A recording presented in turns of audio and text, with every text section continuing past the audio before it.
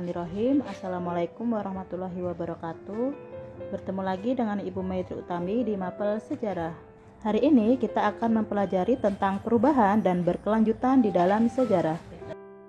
Dengan kompetensi dasar 3.2 yaitu memahami konsep perubahan dan berkelanjutan dalam sejarah. Tujuan pembelajaran adalah membedakan konsep perubahan dan berkelanjutan dalam sejarah dan menunjukkan konsep perubahan dan berkelanjutan di dalam teknologi di kehidupan sehari-hari. Yang akan kita bahas berikutnya adalah tentang makna perubahan dalam sejarah. Perubahan dapat diartikan sebagai segala aspek kehidupan yang terus bergerak seiring dengan perjalanan kehidupan masyarakat dan membuat perbedaan. Perubahan merupakan ketidaksamaan suatu keadaan dengan keadaan lain dari waktu ke waktu. Perubahan yang masuk kategori peristiwa sejarah adalah perubahan yang memiliki makna penting bagi kehidupan masyarakat. Contoh konsep perubahan Nusantara yang berjaya karena kerajaan-kerajaan besar. Lalu akhirnya datang masa penjajahan, setelah lama dijajah Indonesia akhirnya merdeka. Terdapat dua faktor penyebab perubahan, yaitu faktor internal dan faktor eksternal. Untuk faktor internal perubahan, yang pertama adalah 1. Bertambah dan berkurangnya jumlah penduduk. Yang kedua adalah penemuan-penemuan baru seperti invention adalah penemuan dari suatu unsur kebudayaan baru yang sudah diakui, diterima, dan diterapkan oleh masyarakat.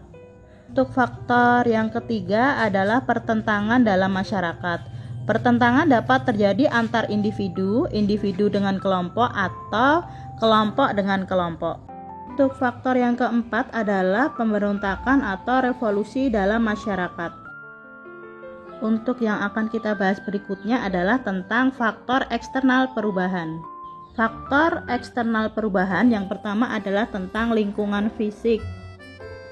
Contohnya adalah bencana tsunami Aceh yang terjadi pada tanggal 26 Desember 2004. Faktor eksternal yang kedua adalah tentang peperangan. Contohnya, Jerman mengalami perubahan ideologi setelah Perang Dunia Kedua. Berakhir yaitu terbaginya Jerman Barat yang berideologi liberal dan Jerman Timur yang berideologi komunis. Faktor eksternal yang ketiga adalah pengaruh kebudayaan asing. Masuknya budaya baru atau asing ke dalam suatu masyarakat akan mempertemukan dua kebudayaan yang saling mempengaruhi satu sama lain.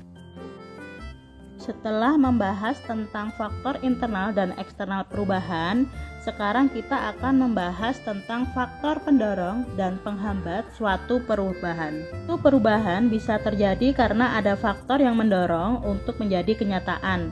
Perubahan tidak bisa berjalan dengan sendirinya. Oleh karena itu, terdapat faktor pendorong perubahan.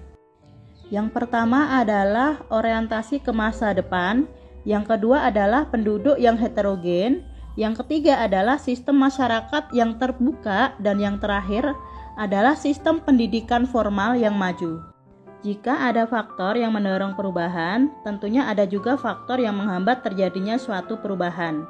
Beberapa faktor penghambat perubahan adalah: yang pertama adalah perkembangan ilmu pengetahuan yang lambat. Yang kedua adalah anggapan masyarakat tradisional bahwa perubahan belum tentu baik. Yang terakhir adalah kurangnya hubungan antar masyarakat. Berikut adalah perubahan dalam sejarah. Yang pertama itu tentang evolusi sebuah HP, dan yang kedua adalah tentang pembajak sawah yang dulu pakai sapi, sekarang pakai traktor. Setelah membahas tentang perubahan, sekarang kita akan membahas tentang berkelanjutan.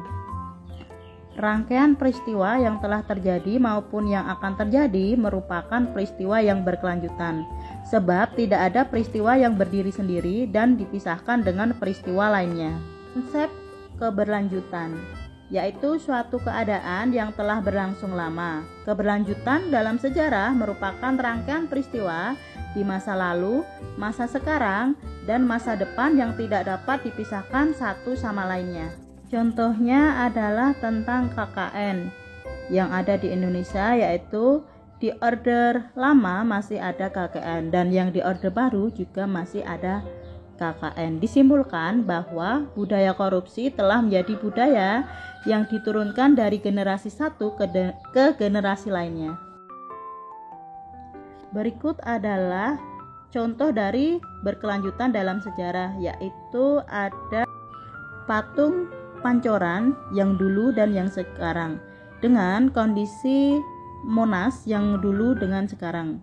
Jadi ada berkelanjutan. Oke, sampai di sini dulu untuk pembelajarannya. Terima kasih sudah mengikuti pembelajaran dengan baik. Assalamualaikum warahmatullahi wabarakatuh.